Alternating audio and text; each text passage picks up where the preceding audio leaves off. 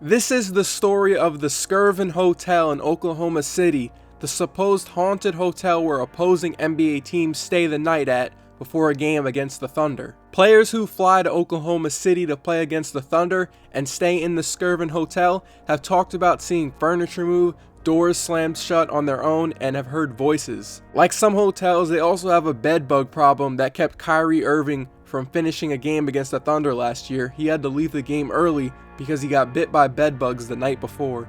Just imagine how freaked out you would be if you saw freaking 5 big-ass bed bugs just sitting on your pillow. Like, the origin of the Skirvin Hotel story goes back to the early 1900s about a maid named Effie who had a child with the hotel's owner, W.B. Skirvin. To protect his reputation and avoid a scandal in the news, Skirvin locked her in a room in the 10th floor where Effie lost her mind being trapped and went crazy.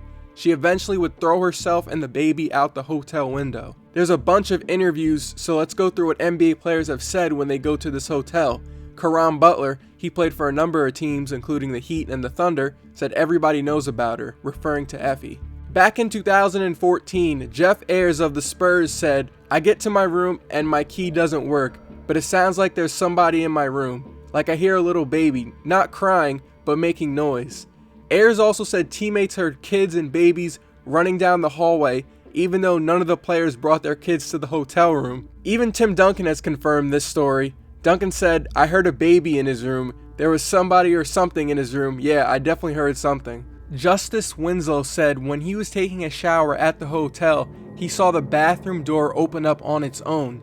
He also said he had to deal with bugs and roaches in the room. When Taj Gibson was on the Bulls, he said his bathroom door at the Skirvin Hotel closed itself on its own. Gibson said he tries not to believe the ghost stories, but it was a weird feeling for him actually witnessing the bathroom slam itself shut. That same night, Derrick Rose stayed in James Johnson's room because he was so scared of seeing a ghost or hearing a noise. James Johnson is a black belt, so he felt safe with him. Rose said, "Me and JJ heard some stuff in the hallway last night. We didn't say anything about it last night, but we heard some stuff." Okay, remember that Spurs story with Jeff Ayres and Tim Duncan? Let's go back to that. Ime Udoka, who played for the Kings and Spurs, he's an assistant coach for the Spurs right now, says he's not the type of guy to make up BS and says he has heard similar things like Duncan and Ayres. Same sounds, kids in the hallway. I remember hearing voices and looking out the peephole and nobody's out there. Gregg Popovich never heard of the hotel stories until he was out of Oklahoma City that night in 2014. Pop said, "Ghosts are scared of me like everybody else. Luckily, nobody said anything to me until we left. I would have hid under the bed probably." Back in 2012, Jordan Hamilton, who played for the Nuggets, said this hotel creeps me out every time we stay here. Back in 2013, when Wesley Johnson played for the Phoenix Suns, he said he woke up and found his bathroom door closed and his tub filled with water. Meta World Peace, used to be known as Ron Artest, talked about the hotel just this past season and says a ghost touched him while he was watching a movie. Meta said, "The ghosts were all over me. I just accepted it. They touched me all over the place. I'm taking one of the ghosts to court for touching me in the wrong places." Former ESPN writer and ESPN TV analyst Bill Simmons, here's a quote from a story he wrote back in 2010. "At first I heard a baby crying and realized that's why I woke up. I thought it was one of my own kids before remembering that my kids weren't babies anymore, then remembering that I was in Oklahoma City and not Los Angeles. I had an overpowering sensation that someone else was in the room. Until you've experienced that feeling, you can't understand what it's like. Your blood is swishing through your veins at 200 miles per hour, only you don't understand why.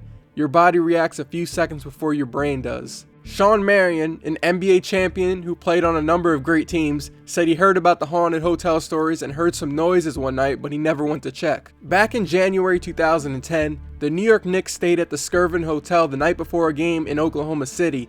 The next day, the Knicks lost 106-88 to the Thunder, and some players on the Knicks blamed the loss because they couldn't sleep the night before. Eddie Curry, who was staying on the 10th floor, the same floor where Effie threw herself out the hotel window, says he slept for only 2 hours the night before the game because he couldn't stop thinking about ghosts roaming the hotel. He stayed and went to sleep in Nate Robinson's room because he was so scared of seeing the ghosts. Now, the hotel denies all of these stories. They've told staff not to speak on the rumors, and the management won't speak on the myths or the legends. And according to the hotel, there is no evidence that Effie ever existed. The Skirvin family said that the owner did have a mistress, but she lived longer than him, and she couldn't possibly be Effie since Effie died long before him, supposedly.